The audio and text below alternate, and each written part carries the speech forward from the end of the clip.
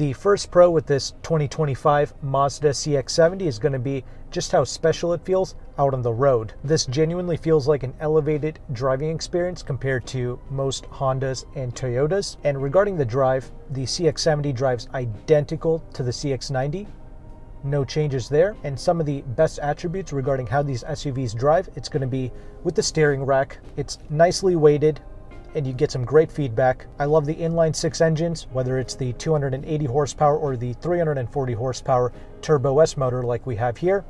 Both engines, they sound great. And yes, you do notice that the Turbo S, it does feel a bit quicker and a bit more effortless compared to the 280 horsepower base engines.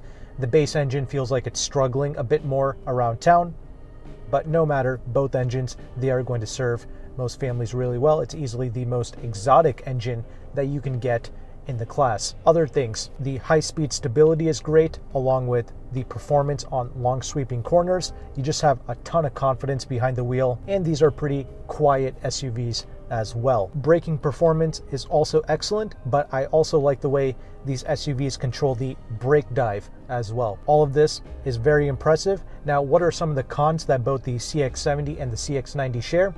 Well, the transmission at these slower speeds, it continues to feel clunky and jerky. In fact, I would even say that the 2025 CX-70 feels a bit more jerky at the slower speeds than the CX-90 for whatever reason. Some other cons that you're going to notice, it's going to be with your everyday left-hand, right-hand turns. You really feel the weight of these SUVs in your everyday turns, and this gets even more exaggerated when you go with the plug-in hybrids. So that's really a much more sloppier driving experience compared to the inline sixes. So I personally do not like the plug-in hybrids, but if you swear by it and you really want it, I will share with you towards the end of this video how you can get those products at a deep discount and at a pretty good lease deal as well, because at the right price, I do think that plug-in hybrid is worth it. And one other subtle con is going to be with the iStop function. I do like the way the engine cuts off as you're coming to a stop, but once you've reached a full stop, sometimes the engine can cut back on again and then it'll cut back off. That's really unnecessary. I wish the engine would just remain off, and it doesn't matter whether I have the AC turned on or off. This SUV, it does it almost 90% of the time. But anyway, back to the pros. Of course, the interior space is going to be one of the biggest highlights here. It's solid, it looks amazing, and it's ergonomic. I appreciate the physical buttons and switches for the HVAC. I like the simple infotainment, and when you're using Apple CarPlay and Android Auto, the screen is a touchscreen. However, with the regular Mazda infotainment, you have to go back to using the rotary knob, which I don't mind. The digital gauge cluster, that's also easy to use, no problem, and all of this looks really good. Seats are really comfortable, and the seats get more comfortable when you step up to these higher trim levels with the suede inserts. They just feel softer in the middle, but even the regular full leather seats, that's okay too. But the space and the storage, that's going to be a con that continues with the CX-70, much like the CX-90. We have limited center armrest space. The cup holders, they're like an average size, but you can't put a larger bottle in the door pockets. The glove box is okay. Many people don't really like the gear shifter, although I see what they're trying to do. They're trying to lock out the park function. But yes, for the most part, this is a weird gear shifter, not the best feeling. And the rear seating space, it's good, but it's not amazing. So it's not a pro or a con. I am 5'11". I can easily get in and out of these SUVs, and I can certainly sit behind myself. I have good toe room, but if you're over 6 feet tall, you're not exactly going to be stretching out back there. But of course, adults can certainly sit back there. And the tri-zone climate control, that does come standard, even with the base models. And one of the cons that we had with the CX-90 was the tight third row seating. Well, with the CX-70, we don't have a third row seat. So we simply just have a massive cargo trunk, although underneath the flap in the trunk, there is no additional space, but it certainly makes up for it by offering you a spare tire.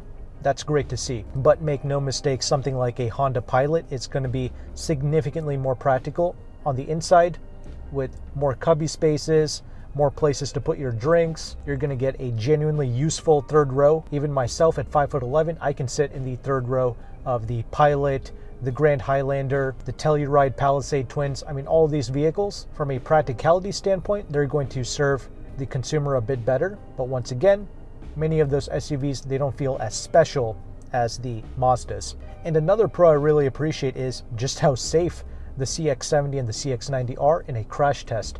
Both these SUVs, they are IIHS top safety picks, so these are genuinely one of the safest new cars that you can possibly buy. And since you made it to the end of this video, there is one last pro to mention, and that's the really good deals that can be had for these SUVs. I am personally partnered with AutoCompanion, who is one of the largest brokers in the United States, and his partner dealerships in the Washington, D.C. area. They are offering 9.5% off the MSRP on the Turbo S CX-70s, along with the plug-in hybrids, and on every trim level of the CX-90, they are offering 9.5% off MSRP, and that's before incentives. Also in the description box, I will have a free leasing calculator provided to you by AutoCompanion. This is a powerful tool because it shows you the interest rate of a lease, the residual values, and once again, the incentives that you can get in your local zip code. And incentives stack on top of the dealer discount. So if you qualify for Mazda loyalty or some other incentive, that's going to stack on top of the 9.5% off. So that's truly great. And the lease deals as of right now are excellent.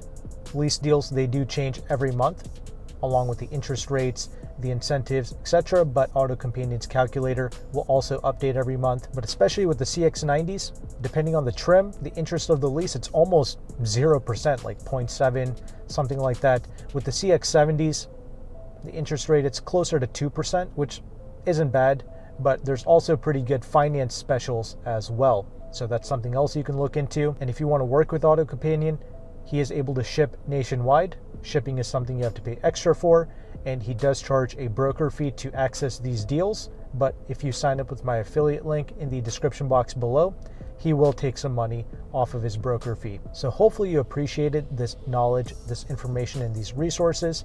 If you did, make sure to like and subscribe and share your thoughts regarding the CX-70. Should Mazda have done more with this vehicle, or do you like it the way that it is? As I mentioned before, it's exactly the same as the CX-90, except we simply have a new front grille and no third row seating. That's it. But regardless, thank you again for watching. Take care and goodbye.